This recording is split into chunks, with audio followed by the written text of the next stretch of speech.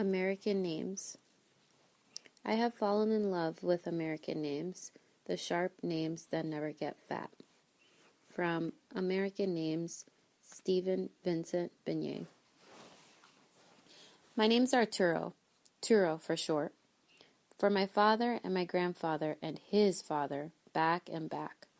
Arturos, like stacks of strong adobe bricks, forever, my grandma says. Really, my name was Arturo. Here's why. 3 years ago, our family came up from Mexico to LA. From stories they'd heard, my parents were worried for our safety in that hard-as-fist Los Angeles, but Papi needed better work. Rosa, my little sister, wailed, "United States, no, too dark." My brother, Louis, and I pretty much clammed up. I guess numbed by the thought of leaving our home and a little scared, too, about the tough barrio. Like some random windblown weeds, we landed in L.A., home to movie stars and crazies and crazy movie stars. Luckily, I had some English when I got here. It is good to have English in your pocket, my parents pressed us always. Por las cochinas dudas. For the dirty doubts, that is, just in case. So, for the dirty doubts, we've all got a little English. In school, I get Miss Pringle. Miss Pringle's okay, I guess, but if scientists studied her brain, I bet they'd find it to be a large percentage of air. She's always kind of floating where she goes, and talking in a bright and airy way. My friend, Raul, says she's got excessive sparkle. Raul loves weird words. Anyway, first day of school, Miss Pringle, and all chipper and bearing a rubbery dolphin smile, says, "Class, this is Arthur Rodriguez," probably to make things easier on herself, without asking. Ya estuvo. Like a used-up word on a chalkboard, Arturo's erased. Who cares? Not me. With such a name as Arthur, I'll fit in at this school real well, like a pair of chewed-up Nikes. Not stiff and stumbling new. American names are cool. Frank, Mike, Jake. They sound sharp as nails shot from guns. I'm not the only one who's being gringo-ized. There's Jaime and Alicia and Raul. Presto changeo, with one breath of teacher magic. They're James, Alice, and Ralph. Our friend Lloyd, alias Rat Noise, is already a gringo, so his name's untouchable. When we're together, we joke about our new names. So, Mano, Raul with bravura, another one of his words. How's it feel to be Arthur, like a round table guy? Muy cool. I slip into full pocho, an English-Spanish mix. Hey, Alice, I say. Yeah? Seen Alicia? She scans the hall, digs in her backpack. No, man, she's gone. We all laugh, but I notice Alicia's eyes, like two dark and hurting bruises. I fluff it off, easy as dandruff flakes in a TV ad. My parents hate that I'm Arthur. I mean totally H-A-T-E. I can tell because when I break this news, my mother starts cooking excessively. Her way of organizing the world. My father goes carefully quiet. Most parents I know would spit out choice curses if their children chose names that hurt their ears, maybe even smack them. Not mine. Mommy and Papi are like two soft doves. They work on a policy of gentleness. They've never touched us in anger, never talked severely. So their silent disfavor hits harder than the sting of slaps. Tough tortillas. I'm going gringo. Who hates my name most is my abuelita. Grandmother always dresses in her cricket black in luto for my grandfather who died. She's 80-something, so old her skin looks like it's woven from brown cobwebs. She's got 2 braids wound so high on her head they must have been growing during her whole life. Unlike my parents, Abuelita's no dove. Like a little fighting rooster, she's got bravura to spare. Even though she's feisty, God guides her life. She closes most conversation with an afterbreath of Dios mediante, God willing. Since grandfather died, she lives with us. She came all the way from Aguascalientes, Mexico, on a norteño bus with only her prayer book, a photograph of grandfather, and her moljaquete. A moljaquete, a three-legged grinding stone carved of lava pit from some old volcano. It's hollowed and pitted, like a cupped hand scarred with acne. Abuelita uses it to grind chilies for salsa and stuff. Take longer than forever. Jeez, she could do it in one zip of the blender switch. If that lava lump was mine, I'd chuck it out. This name Arthur burns in my ears like poison. Since my Spanish is a little crippled from pouring the English on, Abuelita hisses her English to be sure I can't escape her point. Muele, muele, muele. She grinds her disfavor into me at every chance. The heat of peppers fills her voice as she pulverizes chilies extra vigorously for some tasty Mexican dish. If my new name were Chili Pepper, she'd pulverize that too. At every chance she turns Arturo on her tongue like a pearl. What does she know? This thin as an eyelash old woman from Hot Waters, Mexico. Man, this is L.A. To get by, you need American names. Apart from problems of names, here there are problems of gangs. Like those saber-toothed tigers in pits of tar, kids get stuck into them for protection from invaders from other areas, or to have a place to go or something to do. Even some old guys, fathers with kids, are gang members. My father's the kind of person who removes his hat in a restaurant and blesses his plate of tacos. Not prime gang material. I hope I'm not either. Though the pull at school is pretty strong, I keep looking for something else to do. Page 14. My friends live on my block.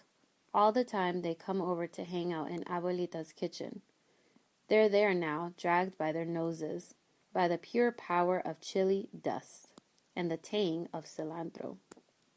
When they enter, she pinches their cheeks and claims they're muchachos muy lindos and calls them by their true names, Jaime, Alicia, Raúl. Hola, Lloyd, she aims at dripping spoon straight for rat nose. You love menudo? You taste. Abuelita speaks with such excessive bravura. Each name scrapes my mind like the scritching claws of a feisty rooster. Jeez, I say to myself, cringing with shame, but my friends seem totally unfazed, even pleased. Raul's got a heart tattoo, not real, just inked on. It's so big it blues his muscle. Grinning, he pumps his tattoo for Abuelita. Caray! Don't they remember? We peeled off those old names like onion skins. Still, a worm of doubt squirms in my mind. My friends slump over themselves over the arms of chairs like overcooked noodles and chat easily with my grandmother. Alice's eyes, at the sound of her real name, they flame up, bright with excessive sparkle. Por please. Around this time, we have our first run-in with the police. Really, Mommy does. In our yard, we've got trees, so we've got tracuches, possums. Mommy's a calm one, except when it comes to these. Personally, I like them with their glass bead eyes and little pink snouts. But like some people's got dread of snakes, Mommy's got possum pavor. She's convinced they'll give her lacuchazos, big possum hits when she takes the garbage out at night. Once Papi's on a sales trip, she has this crisis. At 4 a.m., something's rattling outside, a garbage can. From her experience with garbage and LA wildlife, Mommy immediately knows what this is. She can't sleep from the sounds, but she can't touch a can full of possums either. So she calls 911. Tlacuches, she screams into the phone.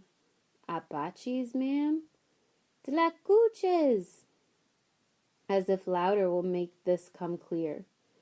Someone must ask what she's talking about, because she says, "Send someone now who speaks English." We're all waiting when 5 police come, armed for a world war. They dump the poor dazed-out possum from the garbage drum and severely tell Mommy about using the 911 code set up for emergencies only. Then they leave. Mommy's still convinced of the wrong of this. For her, it's a textbook case of 911. To this day, she huffs. What do polices know in their blue uniforms? One night, I'm struggling with geography homework, trying to map out where Marco Polo went. Hijos, did that guy get around? His route looks like some bad knitter's tangled yarn, like my sister Rosa's when she's trying to learn. Through the blinds, my room's banded with moon. Everything's quiet. Even the crickets are sleeping. Then I hear something, mumbling, coming from Abuelita's room. Our rooms are back to back, like when you check your size against someone else. My room's painted white, but Abue's is totally Mexican pink, the color she believes the Mexican flag should be. Her walls dance with calacas, skeletons of all sizes and materials, clay, wood, wire, paper mache. Abue thumbs her nose at death. Abuelita's talking to grandfather, muttering to the ghost of his photograph, I bet. Arturo, she says, holding that word in her mouth gently, like a highly breakable egg. She speaks Spanish only. He's a good boy, Arturo, just a little bit mixed up. One day, Dios mediante, he'll recognize how good is your name. One day, he will know what it means, Arturo. He is me, he is you, and all before and all to come. I hear a long, moist sigh then, like the breath of a tired tea kettle. I hear tears glaze her voice. I feel a blaze of embarrassment to be listening in on this private conversation. My heart feels squeezed out. Abuelita has known all along what I should have known. It's okay to be Arturo. What a menso head I am. Un idiota de primera. To give up my name, it's to give up my family. To let myself, all of us, be erased to chalkboard dust. In this moment, my history holds me like a warm sarape. I feel tears come. In this moment, I want to hug Abuelita. I look out my window at the half moon, like a perfectly broken button. It's late, but I call my friends anyhow. Por please, I joke, come over. Ahora? Now, ahorita. And they come. Ralph and Alice and James and Ratnose, all expectant and wondering what in diablos is going on. Before any of them can wedge a word in, I blurt, "We're taking back our names. We don't. We're borrados, blotted out." "You mean Ratnose is dead?" Ralph moans. "Such an excelente and prudential name. Ratnose lives. We'll call ourselves whatever we want. But those teachers can't make us into someone new. Those teachers, they must be formal." They're pretty cool with that, especially Alice. Little stars bloom in her eyes. Ralph's already itching for morning, he says, so he can apprise Miss Pringle. I itch to apprise my family, now snoring deeper than zombies, especially Abuelita. We make a pact right there in her chilly Latin kitchen, on the most Mexican thing around. One by one, we place our hands on Abuelita's molcaquete, ugly as a pock-marked thug. In solemn ceremony, we retrieve our names, ourselves. Into the bold night air, we say with utmost bravura, Raúl, Alicia, Jaime, Lloyd, Arturo. When we apprise her of our stand-on names, Miss Pringle's pretty surprised. She limps along with it. A result of the incident is that other kids go for their own name reclaiming. Not long after, they're selling t-shirts and plants and stuff at school to raise funds for a computer. I buy a little cactus, prickly to touch with one red bloom. After school, I give it to Abuelita. Tata, she laughs when I spring it from behind my back, and she hugs me with the gift between us. But somehow we don't get poked. Ay, Arturo, mi pequeño cactus, Abuelita exclaims, like I'm prickly sometimes, but have a chance of flowers. Abuelita's prickly, but full of goodness. As far from gangbangers as Papi is, I wish I could be like her, getting people's names back for them, or something important like that. So far, I'm just hanging out, being like some weird LA weather report, prickly with a chance of flowers.